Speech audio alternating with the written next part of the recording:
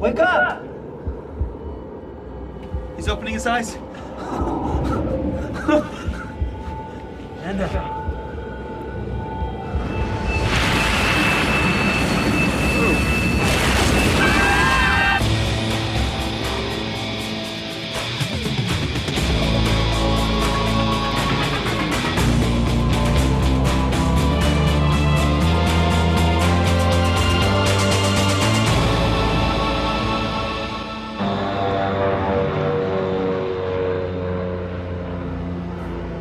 On the 13th of October 1972, a Uruguayan rugby team is traveling from Montevideo to Santiago in Chile for a tournament.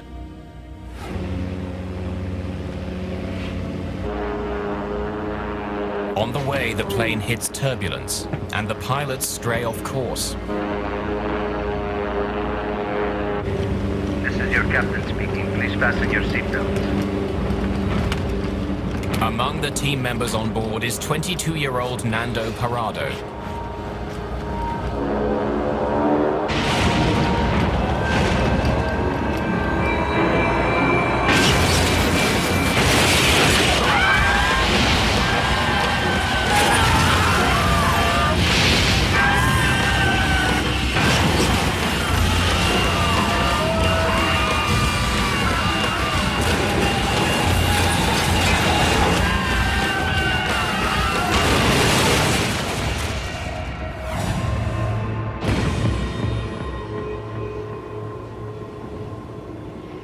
Two of the 45 passengers and crew survived the crash.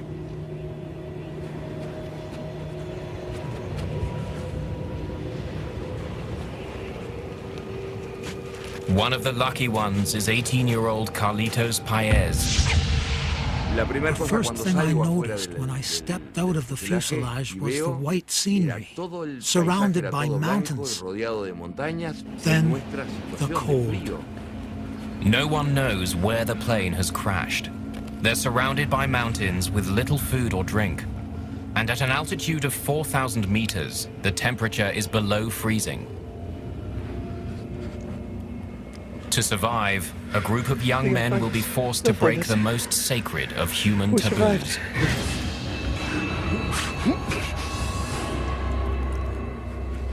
It will become one of the most remarkable and terrifying survival stories of the 20th century.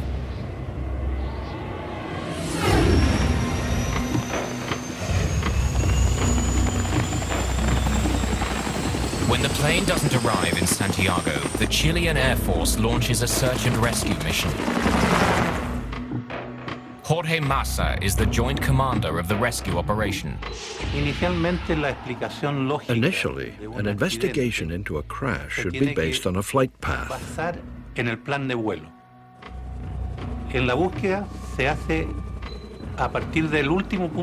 The search begins at the last known point and works backward from there.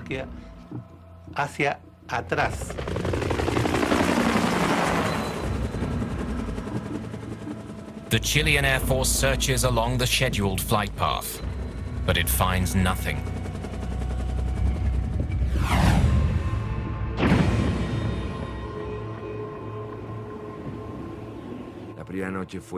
The first night was horrible. People screaming, people dying, the cold, very brutal cold. For many of us, it was the first time we had seen a dead person. By the next day, 4 more people have died. Among them is co-pilot Dante Laguirara. There are now 28 passengers still alive.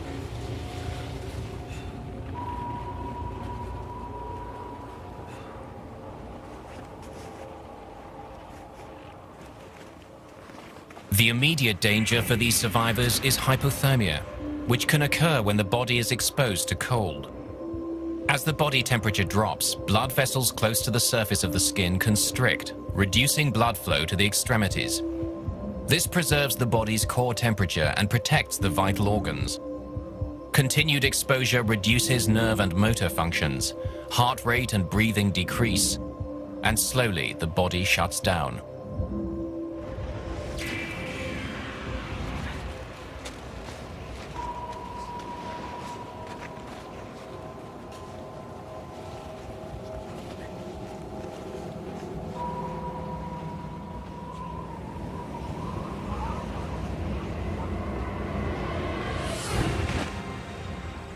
Carlito's father is the first family member to arrive at the rescue headquarters in Chile.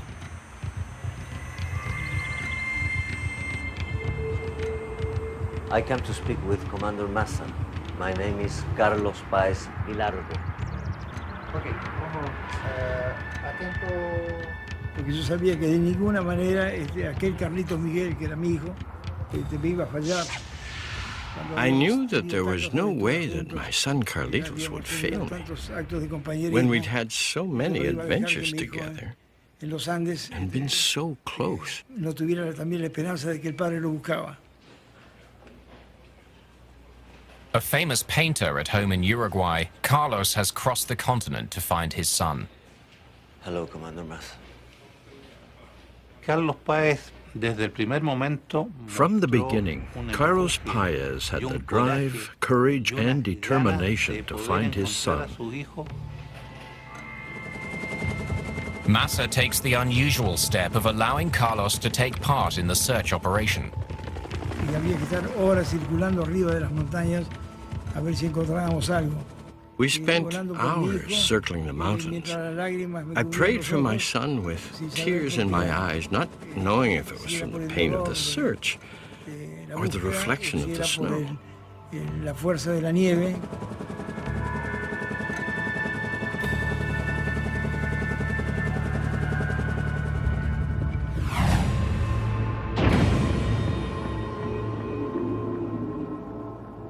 After 3 days on the mountain, the 28 survivors are growing weak from hunger. They ration 8 chocolate bars, some sweets and dried fruit, a packet of salted crackers, and 3 small jars of jam between them.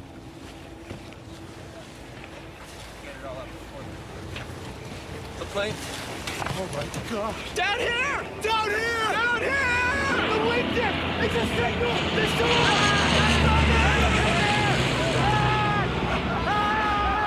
Carlitos and the others are sure they've been spotted, but they're wrong.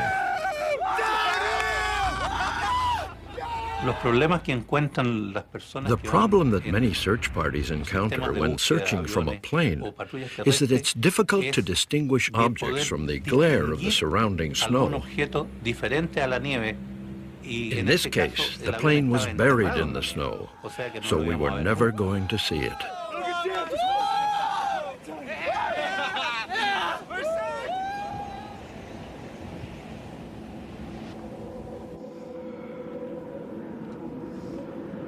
Nando Parado has been unconscious with a broken skull since the crash. But on the 3rd day, he wakes up. Where's my mom? Also on board the doomed flight were Nando's mother and younger sister, Susie. Where's my mom? Nando's teammate, 19-year-old Roberto Canessa, breaks the news. Nando, I'm so sorry. Your mother died instantly Roberto in the tells crash. Nando that his mother died in the crash and that her body is buried outside with the others. He implores Nando to stay calm so he can help his sister, who's still alive but badly injured. Susie! Where is she? Susie! Susie! Susie! Susie era mi hermana menor. Susie was my younger sister. We always got along very well. Muy bien con ella.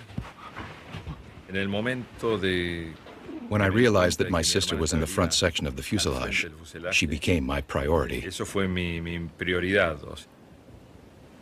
Nando's sister is seriously ill with internal injuries.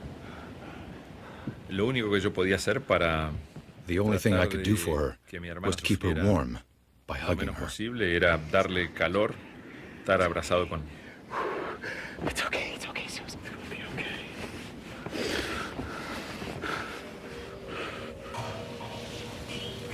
The boys scavenge through the wreckage of the plane, searching for anything that might help keep them alive.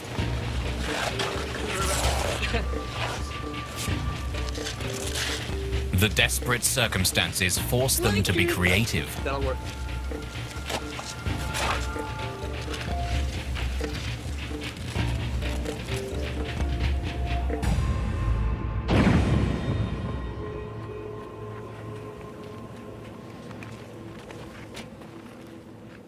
Although surrounded by snow, Nando and the others are suffering from dehydration. The thirst at that altitude is exactly the same as the one you can feel in the middle of the desert, in the Sahara. You dehydrate a lot faster than at sea level. Dehydration happens when a person's breathing rate increases. To get sufficient oxygen from the thin atmosphere, Nando needs to breathe more quickly, and that expends more moisture than normal.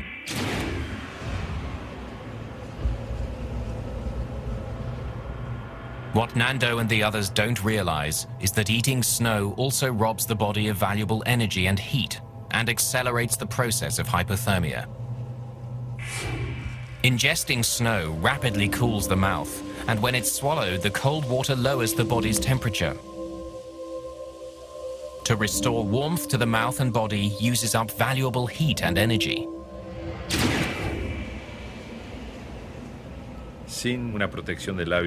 With no protection from the cold and wind, your lips start to break and bleed.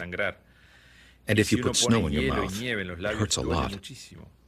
It was a double torture, the thirst plus the pain of putting snow on your destroyed lips. But there was no other way. Carlitos tries to melt snow by shaking it, but this burns precious energy and proves exhausting. The solution came about when someone discovered a way to make water, drop by drop. The survivors discover that every seat back contains an aluminium sheet. They fold the metal sheets to create a makeshift funnel.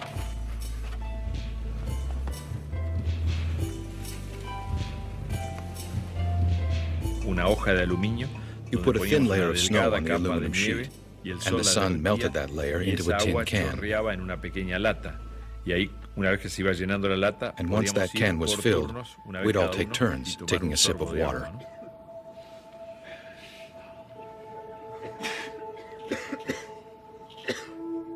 Despite severe rationing, they're running out of food, and starvation is making everyone weak.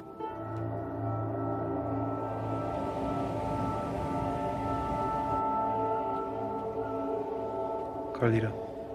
Nando quietly confides in his friend Carlitos. You awake? Yeah. I'm gonna climb up the mountain. Nando has become obsessed with the idea of walking out of the mountains to freedom. But Carlitos doesn't take him seriously and insists that Nando is too weak from hunger even to think about it.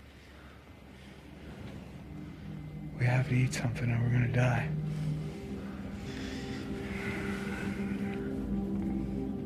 Carlito.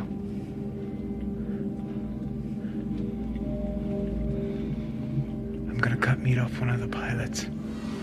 Their hunger has forced the survivors to think about cannibalism. Some of them have even mentioned it out loud. But the idea is still so alien and so forbidden that no one's yet prepared to act on it.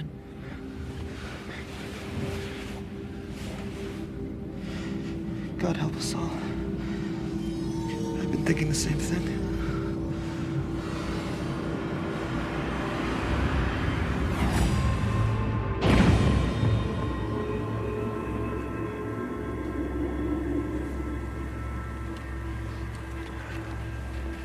No, it doesn't matter. We need to get the battery out of the back of the plane. After 5 days, there's still no sign of rescue. Hey. Using snowshoes made of strapping and seat cushions, Roberto, Carlitos, and two friends now plan a trek up the mountain in search of the plane's missing tail. Nuestra obsesión era encontrar la cola del avión, porque en la cola del avión estaba We're obsessed with finding the airplane's tail, because that's where all the luggage was, and also the batteries to power the plane's radio. Que nos daban la posibilidad de juntarlo al radiotransmisor. Be careful, all right? We will. We'll be back before you know it. If they can find the tail, the boys hope to bring back the plane's battery, which they can use to power up the cockpit radio and send a distress call.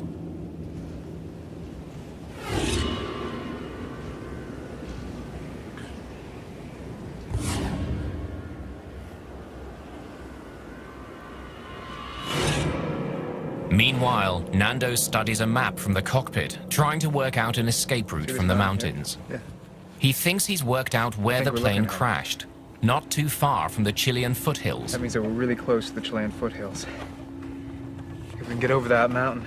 Nando believes that only one mountain stands between him and safety.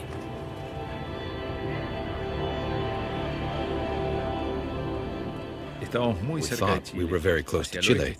Chile was to the west, and if we climbed that mountain, we would be saved. After trekking for hours, Carlitos and the boys return to the safety of the fuselage.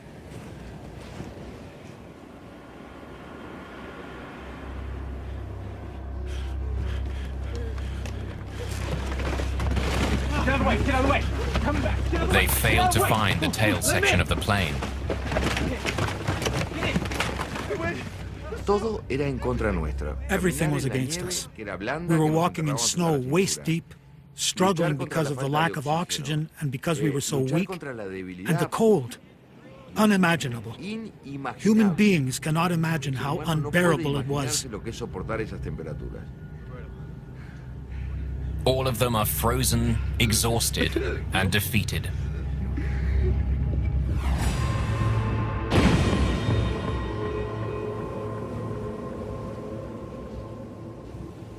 For Nando Parrado, day 8 is devastating. After a painful struggle, his sister Susie dies. The only thing that comforted me was that she died peacefully in my arms, and she wasn't alone. After my sister died, I felt a change, a very important change. There was an inner voice that was instinct or heart or will, I don't know how to describe it, that told me I have to go on. You have to move forward. You cannot cry. You can't destroy yourself morally or emotionally. You have to fight to survive.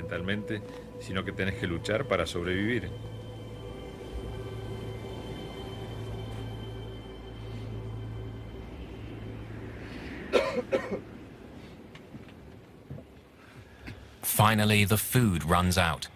The last thing I ate was a peanut covered in chocolate. I made it last for 3 days. The survivors are slowly starving to death. Since the crash, Nando's body has tapped into the limited energy reserves stored in his liver. To keep him alive, his body is feeding off itself by breaking down fat deposits and muscle tissue into protein and energy. As his fat and muscle tissue are depleted, his body will become increasingly weak, and vital organs such as the kidneys, lungs, and heart will eventually fail. Unless Nando can find a new source of protein and energy, he and the rest of the survivors will die. We tried everything that we could possibly eat. Pieces of leather, pieces of shoes, pieces of wood, even hair gel, but there was nothing.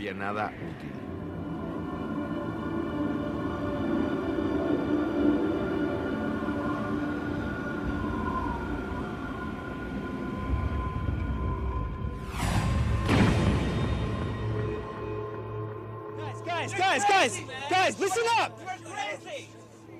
Listen up! Roberto Canessa, a medical student and respected leader, is the first one to broach the taboo subject. We are starving. His message is blunt and urgent. They're all dying of starvation. Their only hope is protein, and there's only one way to get it. Soon, we will die. And the only protein here is in the bodies of our friends. If you want to see your families again, then this is what we must do. Roberto Canessa was very important because he was a medical student, and he said, if we want to survive, we have to do it. And you have to be in that place, at that moment, in that position, with that fear, that feeling of abandonment, to understand that decision.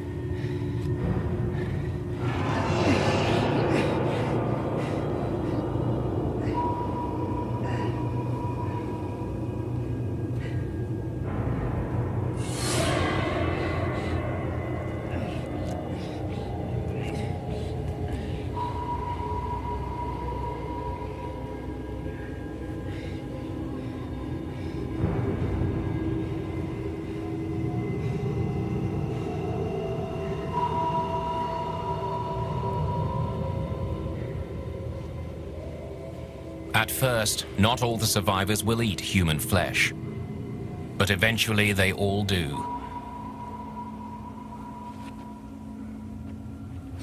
The flesh provides enough protein to keep them alive.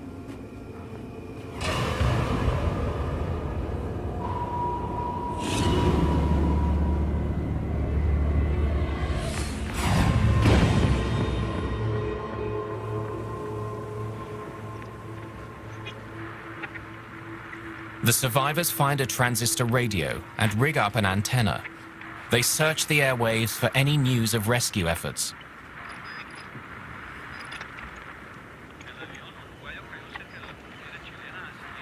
They're stunned to hear that they've been given up for dead and the search has been called off.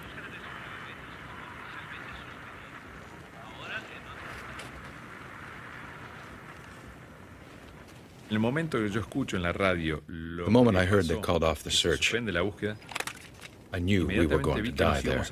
No food, no water, no rescue. We were trapped. And I told myself, rather than dying slowly here, I would prefer to die fighting.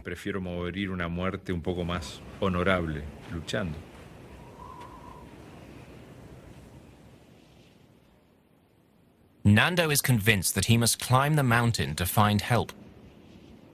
Yo sabía que yo me iba a ir, pero tenía miedo de ir solo.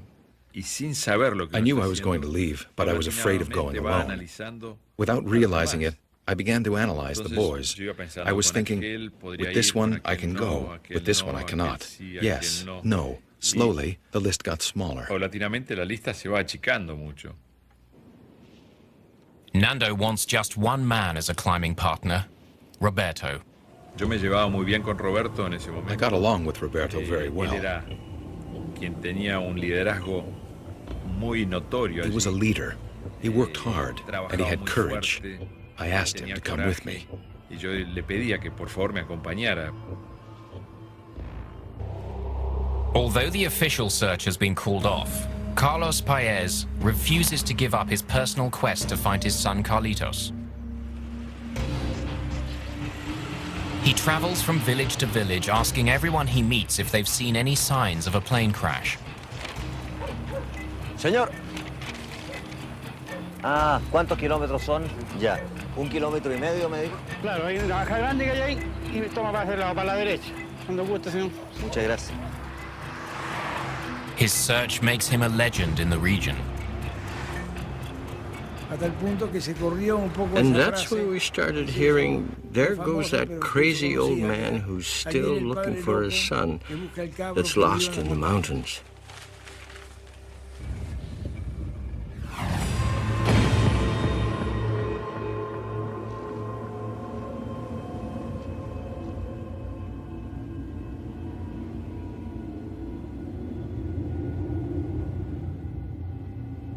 On their 17th night in the fuselage, the survivors hear a terrifying sound. An avalanche has started down the mountain. It's gathering speed and heading straight for them.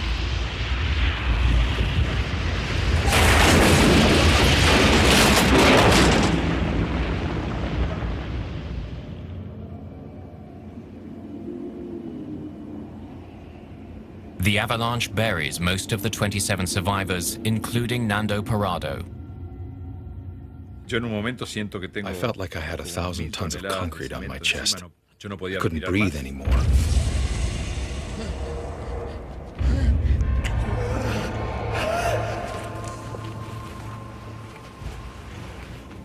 Eight people die in the avalanche, including 25-year-old Marcelo Perez, the team's captain and leader. For the 19 remaining survivors, morale is now at an all-time low. The avalanche was an important part of the story, more than you can think. The mountain was definitely trying to kill us one by one, and this increased my desire to leave as quickly as possible.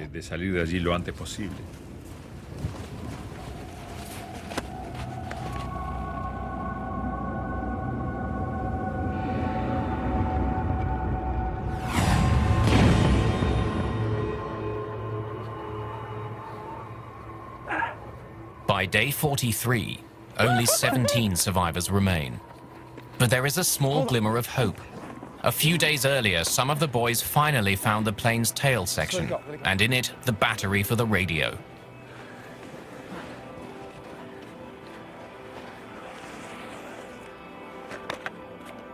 Nando, Roberto, and 2 others now return to the tail with the radio and its transmitter. They hope to be able to fix the radio and send out a distress call. All right. Wiring the radio, transmitter, and battery together is extremely complicated, and it will be days before they determine the right connections. Meanwhile, in their continual search for warmth, Nando and his friend Antonio discover a valuable commodity: pieces of insulation.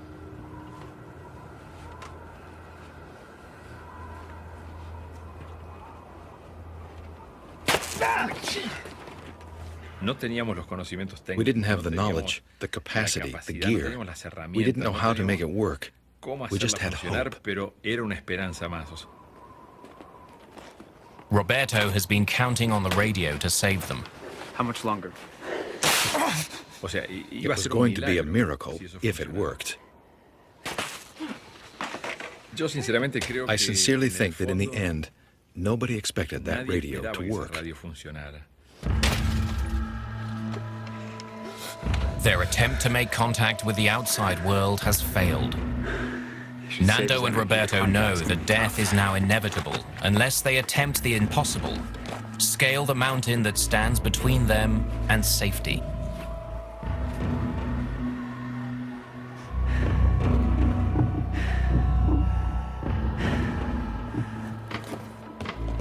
Throw it out farther. Put him down farther.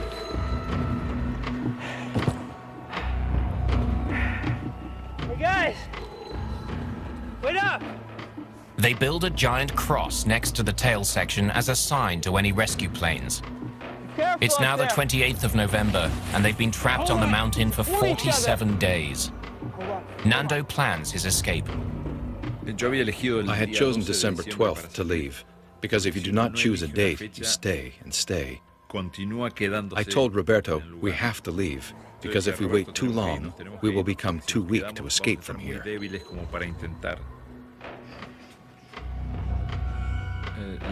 The preparation for the final expedition was a lot of teamwork, spectacular teamwork. Everyone gave it their best shot so we could be successful. Nando and Roberto expect the trek to last for days. The greatest danger will be freezing overnight on the mountain. But the insulation found in the tail could save their lives. Carlitos was in charge of sewing a sleeping bag with copper thread that we got from electrical material from the airplane. Make sure you keep the wire tight, keep the stitch close together. The glare shield from the cockpit is used to make sunglasses to protect Nando and Roberto from snow blindness. Our start. Yes, bro. Here. To carry the supply of human flesh and water they'll need, clothes are converted into knapsacks. Some gave their best clothes so that we could fight the cold. Everybody knew that this was the last chapter in our story. The expedition would prevail, or it was death for all of us.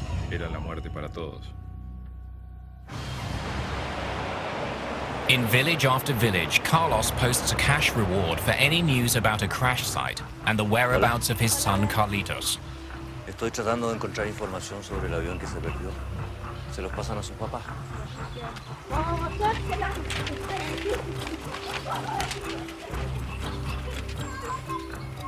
Yo siento que me transformé en un cartero. I felt like a postman, bringing news from place to place. I knew that the more people that were worried about the lost plane, the sooner we would find it. Me tiene en la mente de que existía ese avión perdido, y más pronto lo íbamos a encontrar.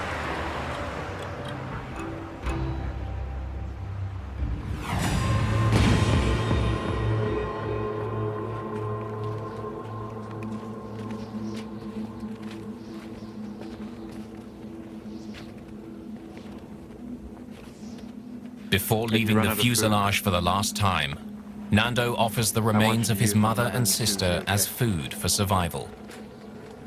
Only as a last resort.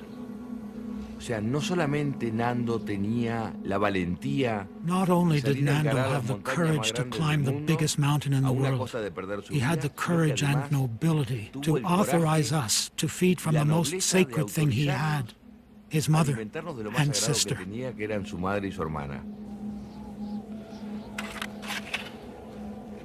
Nando, let's go! Yo pensaba para mí adentro. I thought to myself that Carlitos doesn't know how scared I am, or that I don't know where I'm going. I don't have the slightest idea, and I said, look, this could be very difficult, and we may not return. On the 12th of December, as planned, Nando and Roberto begin their climb.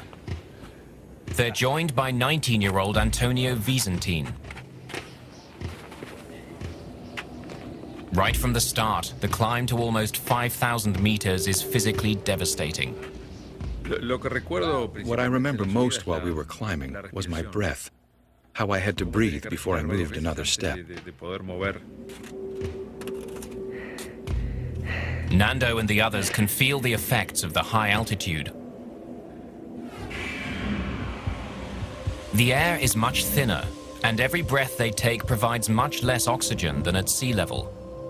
This reduces blood flow to the heart and muscles. Eventually, this restricted blood flow can cause brain fluids to leak inside the skull. The brain then begins to swell, and if left untreated, the results can be fatal. Symptoms include fatigue, headaches, nausea, vomiting, and loss of muscle control and coordination.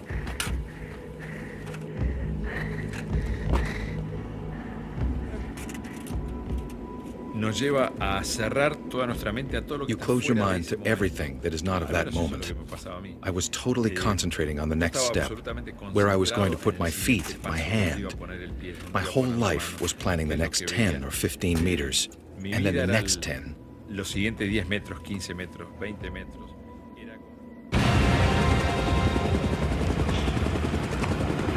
It's now been weeks since the official Chilean rescue mission was called off. But the victims' families put pressure on the government in Uruguay to send up a special surveillance plane. High over the mountains, the plane's camera records an unmistakably human sign, a cross.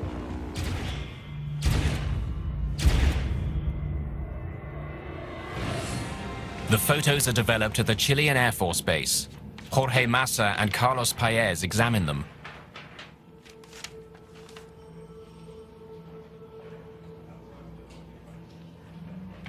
Look, this is a cross. This is a cross in the snow. It's true. We've never seen a cross there before. This is a sign that the boys are alive. I hope you're right. I am right.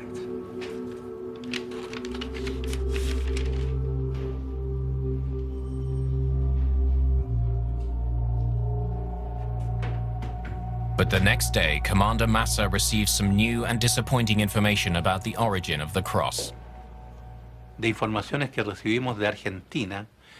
After speaking to officials in Argentina, we discovered that, unfortunately, the cross was actually made of instruments used to measure snow levels that would tell us how much water to expect in the summer.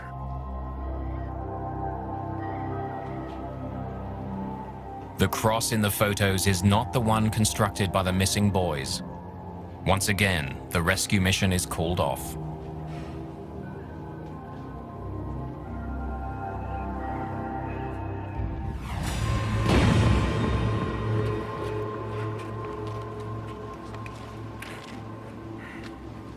Pensamos que íbamos a subir la montaña en un día y íbamos a estar arriba. We thought we were going to climb the mountain in one day, and then see the valleys of Chile, or the lights of a city. Tal vez las luces de una ciudad. Entonces no era lo que nosotros But it wasn't what we thought. It was much bigger and much more difficult. Mucho más difícil y mucho más grande.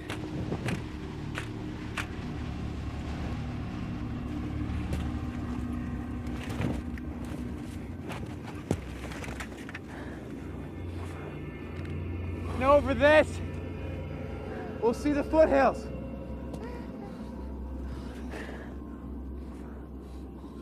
For 2 months, Nando and Roberto have believed that if they can get over the mountain, they'll descend into the green valleys of the Chilean foothills.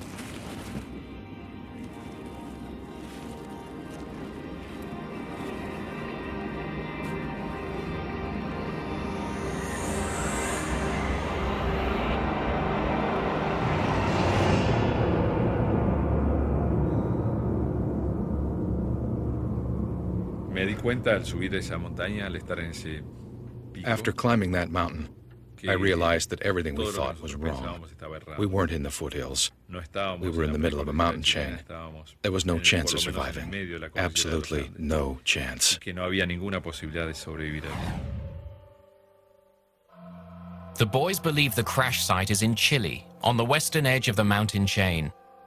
But in fact, they're trapped in the middle of the Andes, east of Chile, in Argentina. Para mí ese fue uno de los. It was the most decisive moment of my life. I accepted that I was going to die in those mountains. I was not going to return to that plane. But dying up here seemed useless. After 3 days of difficult climbing, they're demoralized, broken, and exhausted. But Nando and Roberto resolve to forge on. They've already sent Antonio back to the fuselage, allowing them to add his third of the food rations to their own.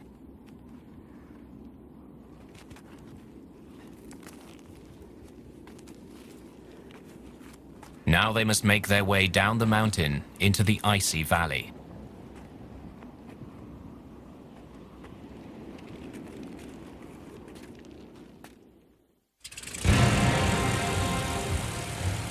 Carlos Paez has not given up his search, despite the fact that his son Carlitos has been missing for over 60 days. Carlos rents his own plane to scour the mountains. There were so many days, and so many nights, and so many tears when I was looking for them. I was putting pressure on myself to be the one who found the plane. With Christmas arriving, it was dramatic, because I had to return to Uruguay without Carlitos.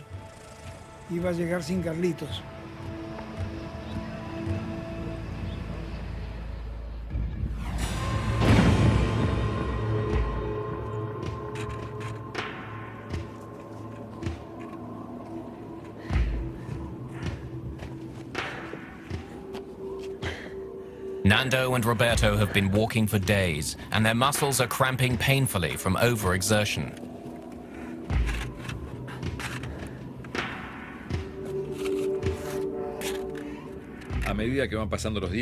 As the days went by, we started to feel weaker, mentally and physically.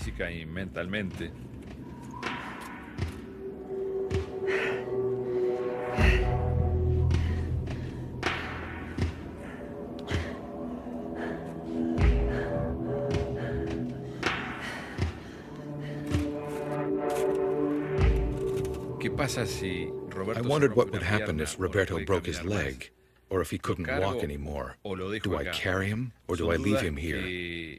These are doubts that a person has, because we're human.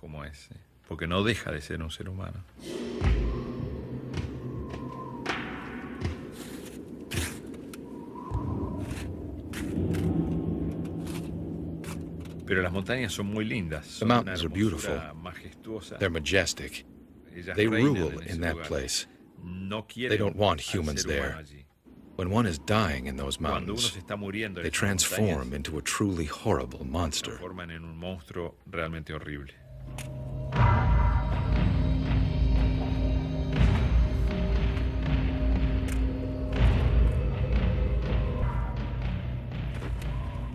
Seven days into their long trek, Nando and Roberto are barely able to continue. Creo que se autohipnotiza para no saber. I think I was hypnotized. You don't realize how hard what you're doing is. If I had stopped to think, I would have died. Si me detenía a pensar en el cansancio que tenía, me hubiera muerto. Nosotros We were approaching our limit, a physical limit. It was a real low. There wasn't much life left in us.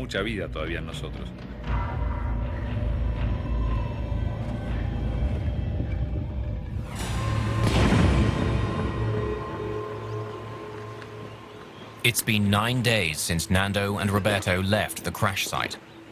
We had been living in a black and white world because of the snow and rocks. For me, going from snow to rocks was like crossing a line, a very important line, the line from death to life. We had hope.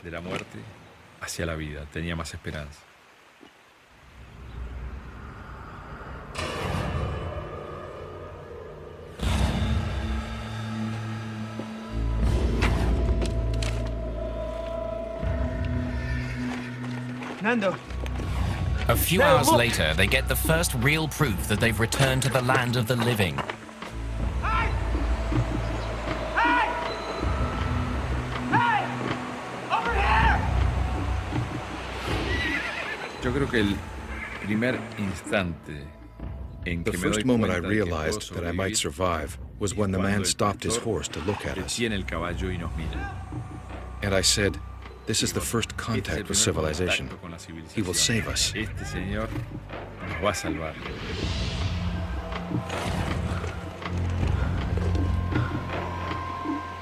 The man across the river signals that he'll go for help.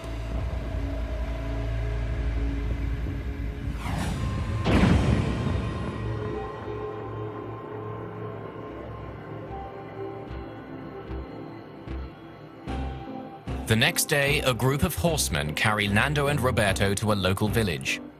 They get to savor their first real food in 70 days.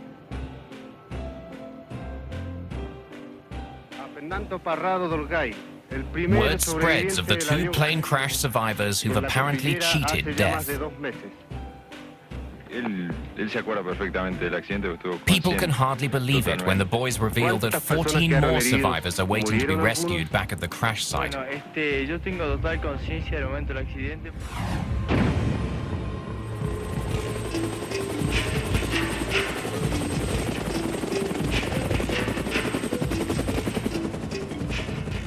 The Chilean Air Rescue Service dispatches helicopters to rescue the remaining survivors.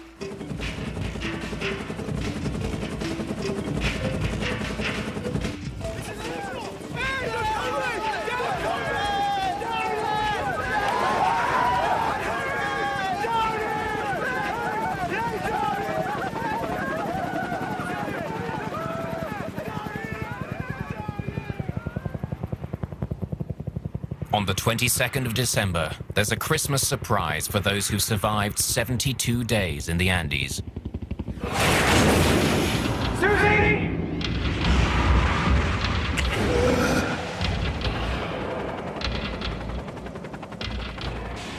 Carlos Paez is told that his son Carlitos is among the survivors. But after his epic 10-week search, he hardly dares to believe it.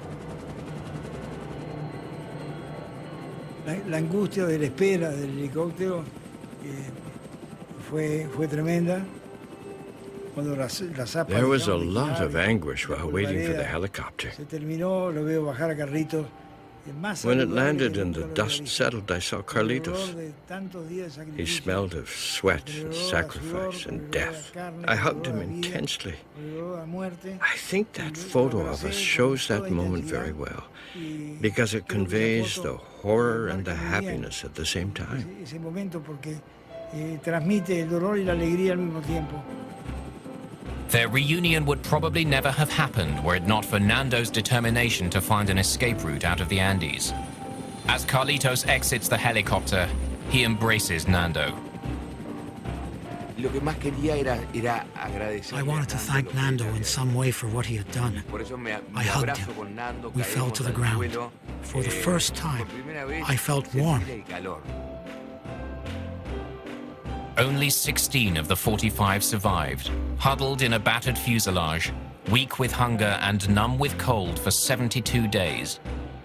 Their tale is a true testament to the strength of the human will. and one of the greatest survival stories of the 20th century.